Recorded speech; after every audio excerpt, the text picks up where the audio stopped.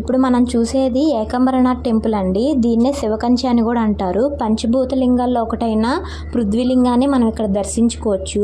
Bus stand నుంచి 5 minutes పడుతుందండి. ఇది కంచిలో ఉన్న అన్ని టెంపుల్స్లో ఇది పెద్దదని చెప్పి అంటారు. మొత్తం ఇక్కడ 1008 లింగాలు ఉంటాయండి. దీన్నే 1000 కాల మండపం అని కూడా అంటారు. కంచి కామాక్షి అమ్మవారు స్వయంగా శివుడిని మట్టితో చేశారంట ఇక్కడ. అందుకే ఇక్కడ శివుడిని నీళ్ళతో అభిషేకం చేయరు, ఓన్లీ నూనెతోనే చేస్తారంట. చూసారు ఎంత పెద్ద గుడో.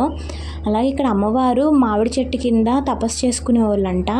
ఆ చెట్టు కూడా మనకి గర్భగుడి వెళ్ళే లోపల ఉంటుంది సైడ్కి.